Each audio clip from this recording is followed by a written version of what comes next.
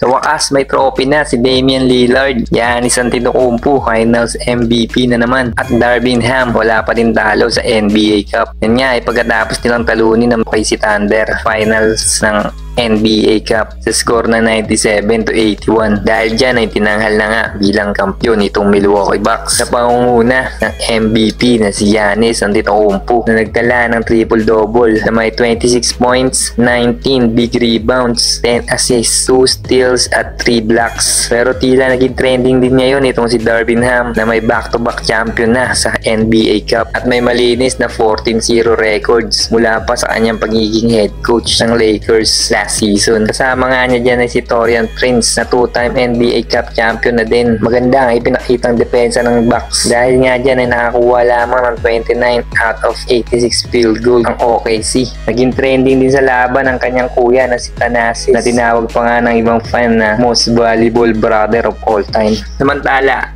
official na nga nagsimula ang trade season sa NBA. Nauna na nga dyan ang Golden State Warriors na kinuha si Dennis Schroeder mula sa Brooklyn Nets. Kapalit si Anthony Melton at 3 future second round picks. Sunod naman na gumawa ng trade ay ang Indiana Pacers at ang Miami Heat. Kinuha nga ng Pacers itong 6'10" center ng Miami Heat na si Thomas Bryant kapalit ng isang 2031 second round pick. Sa ngayon, madami pa din mga big names ang available sa trade market. Isa na nga dyan ay si Jimmy Butler na sa huling laro nila kontra Piston ay nagdala ng halimaw na stats na may 35 points, 19 rebounds at 10 assists. Although tinalo pa rin naman sila ng Pistons sa overtime, yan ay dahil sa magandang performance din ni Cade Cunningham na nagtala din ng triple-double na may 29 points, 18 rebounds at 18 assists. Pero masasabi pa rin talaga natin na worth it pa din kung anong team man na makakakuha ay Jimmy Butler. Marami nga mga teams ang nalilink nga dito kay Butler. Sama na nga dyan ang Golden State Warriors, Dallas Mavericks, Houston Rockets at lately nga ay nalink na din itong Phoenix Suns sa kanya. Pero ayon sa Phoenix Suns office ay hindi naman daw talaga sila interesado kay Jimmy Butler dahil malaki pa din nga daw ang tiwala nila sa kanilang big three na sila Kevin Durant, Devin Booker at Bradley Beal na kung susumahin nga natin ay talagang maganda naman ang kalagayan ng Suns lalo na kapag kumpleto ang kanilang mga star players. Madami nga team mga reportedly at potentially maging interesado nga na i-trade itong si Butler pero ayon sa isang report sa Sports Illustrated ay Golden State Warriors nga daw ang pinaka-posibleng team na makakuha kay Jimmy Butler. Yan ay dahil daw sa mas maganda nga ang trade package na pwedeng may offer ng